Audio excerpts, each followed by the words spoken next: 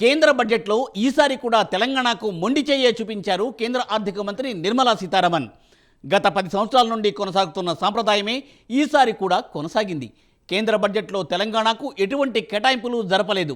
రాష్ట్రం తరఫున కేటాయింపుల కోసం బీజేపీ మంత్రులు, పార్లమెంటు సభ్యులు చేసిన లాబీయింగ్ పనిచేయలేదు. మొత్తానికి బడ్జెట్లో తెలంగాణకు నిరాశే మిగిలిందని చెప్పుకోవచ్చు. అయితే ఇదే బడ్జెట్లో ఆంధ్రప్రదేశ్కు పెద్ద ఎత్తున కేటాయింపులు చేయడం పట్ల తెలంగాణ నాయకులు ఇప్పుడు ఆగ్రహం వ్యక్తం చేస్తున్నారు. కేంద్రం వివక్ష చూపిందని వారు మండిపడుతున్నారు. మరి తెలంగాణ నాయకుల ఆవేదన గురించి మరింత సమాచారం ఈ స్టోరీలో.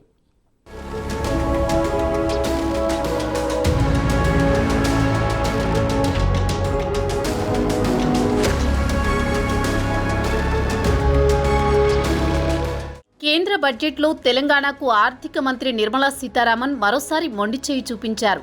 గత 10 సంవత్సరాల నుంచి కొనసాగుతున్న సంప్రదాయమే ఈసారి కొనసాగింది. రాష్ట్రానికి పెద్దగా ప్రాజెక్టులు ఏమీ ప్రకటించలేదు. రాష్ట్రం తరపున ఎంపీలు, మంత్రులు చేసిన లాబీయింగ్ పెద్దగా పనిచేయలేదు. కేంద్ర బడ్జెట్లో మొత్తానికి చూస్తే తెలంగాణకు ఎలాంటి కేటాయింపులు లేవు. అయితే బడ్జెట్ ప్రసంగంలో నిర్మలా సీతారామన్ హైదరాబాద్, బెంగళూరు ఇండస్ట్రియల్ కారిడార్ గురించి ప్రస్తావించారు. అయితే ఇది కూడా ఆంధ్రాకే ఎక్కువ లబ్ధి చేకూరుతుంది. ఆంధ్రప్రదేశ్లో రాయలసీమ రీజియన్కు ప్రయోజనం చేకూరుతుందని తెలంగాణ నాయకులు ఆగ్రహం వ్యక్తం చేశారు.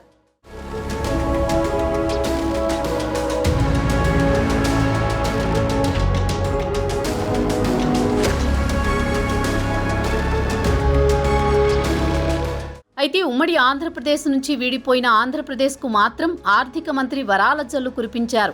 కేంద్రంలో తెలుగుదేశం, బీజేపీకి మిత్రపక్షం. కూటమి ప్రభుత్వం కేంద్రంలో అధికారంలో ఉన్నందున ఆంధ్రప్రదేశ్ విభజన చట్టంలోని అంశాలను చంద్రబాబు తమకు అనుకూలంగా మలుచుకుంటున్నారు. కూటమి ప్రభుత్వంలో భాగస్వామి కాబట్టి పెద్ద ఎత్తున నిధులు కేటాయించుకుంటున్నారు.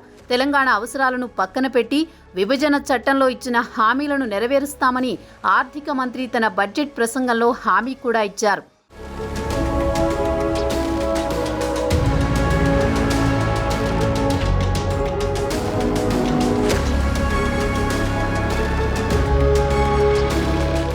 ఈ ఆర్థిక సంవత్సరంలో అమరావతి అభివృద్ధికి 15,000 కోట్లు సమకూరుస్తున్నారు. వెనుకబడిన 3 జిల్లాలకు గ్రాంట్స్ ఆఫర్ చేశారు. ఏపీ ముఖ్యమంత్రి చంద్రబాబు రాష్ట్రానికి కావలసిన నిధుల కోసం చేసిన లాబీయింగ్ బడ్జెట్లో బాబు ప్రతిపాదించిన అంశాలను కేంద్రం పరిగణలోకి తీసుకుంది. రాష్ట్ర అభివృద్ధికి మరిన్ని నిధులు సమకూరుస్తామని నిర్మలా సీతారామన్ హామీ కూడా ఇచ్చారు. పోలవరానికి నిధులు సమకూరుస్తామన్నారు. ఓర్వకల్లు, కొప్పర్తి ఇండస్ట్రియల్ ఏరియా అభివృద్ధికి సాయం చేస్తామన్నారు. కానీ ఎంత మొత్తం నిధులు ఇస్తామనేది మాత్రం ఆమె వివరించలేదు.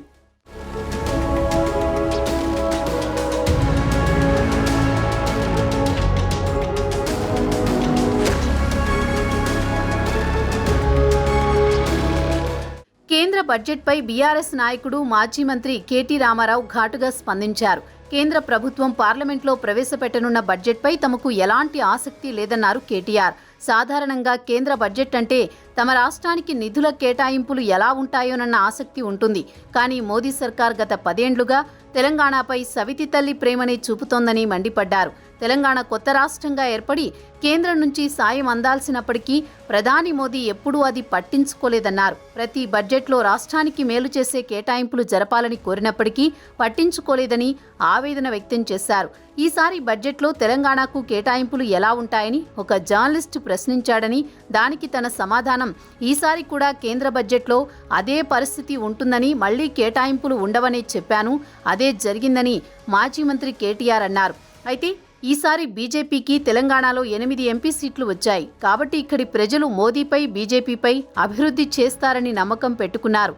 కేంద్రంలో గెలిచే ప్రభుత్వానికి ఓట్లు వేస్తే రాష్ట్రానికి మంచి జరుగుతుందని భావించారు. అందుకే బీజేపీకి 8 సీట్లు ఇచ్చారు. మరి ఈ ప్రాంత ప్రజల కోసం మన బీజేపీ ఎంపీలు మోదీతో మాట్లాడి ఏం మేలు చేసేలా చేస్తారో వేచి చూడాలి. తనకు తెలిసి మోదీతో మన ప్రాంత ప్రయోజనాల కోసం మాట్లాడే సత్తా మన బీజేపీ ఎంపీలకు లేదు. కనుక ఎప్పటిలాగే తెలంగాణకు ఈ బడ్జెట్లోనూ గుండు సున్నానే అని కేటీఆర్ వ్యాఖ్యానించారు.